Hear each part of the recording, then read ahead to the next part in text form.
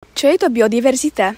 Biodiverzita alebo biologická rozmanitosť predstavuje pestrú škálu života na Zemi, pretože zabezpečuje rovnováhu v prírode a podporuje životné procesy, ktoré sú nevyhnutné pre všetky životné organizmy, ale aj pre človeka. To, co vlastně nám ukazuje zkušenost jako ze života, tak se ukazuje, že vlastně, když je tam přirozený vývoj té rozmanitosti, tak ty druhy žijí v nějaké rovnováze. Ta rozmanitost lépe odolává těm různým i nepříznivým vlivům, které na to společenství, na ten systém může působit. Kvôli vysokej biodiverzite boli Biele Karpaty vyhlásené za chránenú krajinnú oblasť. Těmi nejpopulárnějšími druhy, kvůli kterým se Bílé Karpaty staly chráněnou krajinou oblastí a navíc jsou biosférickou rezervací, to má ještě jeden vyšší evropský titul. Ty nejvzácnější druhy právě jsou na těch bělokarpatských loukách a jsou to orchideje.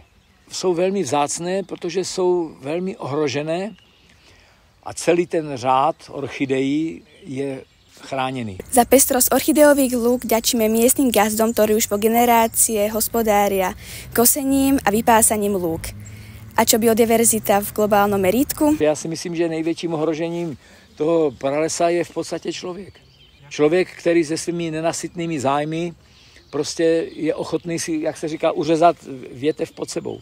Pestrosť lúk je závislá od človeka, gazdu, ale lesy by sme mali ponechať bez zásahu človeka, aby mohli slobodne žiť.